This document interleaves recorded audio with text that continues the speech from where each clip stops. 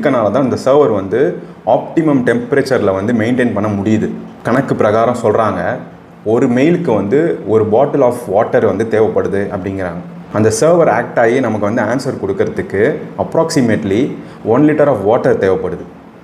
அப்போது உலகமெங்கும் எத்தனை பேர் ChatGPT யூஸ் பண்ணுறாங்க, அத்தனை பேருக்குமே அது வந்து டேட்டாஸ் வந்து கொடுக்குது அப்படின்னு சொன்னால், அப்போது அங்கே எவ்வளோ ஹீட் ஜென்ரேட் ஆகும், அந்த ஹீட்டை வந்து கட்டுப்படுத்தி ஆப்டிமம் டெம்பரேச்சர் கொண்டு வரதுக்கு எவ்வளோ லிட்டர்ஸ்ன்னு சொல்லக்கூடாது, எவ்வளோ கேலன்ஸ் ஆஃப் வாட்டர்ஸ் தேவைப்படும்.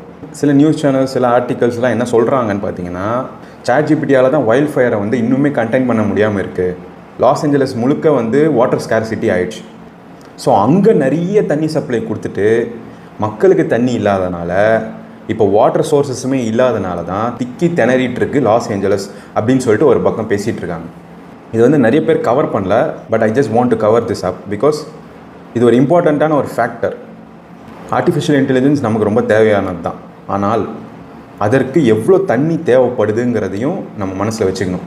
இன்னுமே அந்த இடத்துல இருக்க தீயை வந்து அணைக்க முடியாமல், அண்டர் கண்ட்ரோல் பண்ண முடியாமல் இருக்கிற சிச்சுவேஷன் வரதுக்கு காரணமே இதுதான் அப்படிங்கிறாங்க. ChatGPTயோட ஹெட் ஆஃபீஸே வந்து சான் ஃப்ரான்சிஸ்கோ, கலிஃபோர்னியாவில் தான் லொக்கேட் ஆகிருக்கு. கலிஃபோர்னியா வாட்டர் சோர்ஸில் பாதி ரேஷியோ வந்து ChatGPTயால் பெறப்பட்டிருக்கு, அவங்க யூஸ் பண்ணுறாங்க அப்படின்னு சொல்லிட்டு ஒரு பக்கம் பேசிகிட்டு இருக்காங்க. அதனால தான் வந்து ஃபயர் டிபார்ட்மெண்ட்டுக்குமே தண்ணி பத்தலை,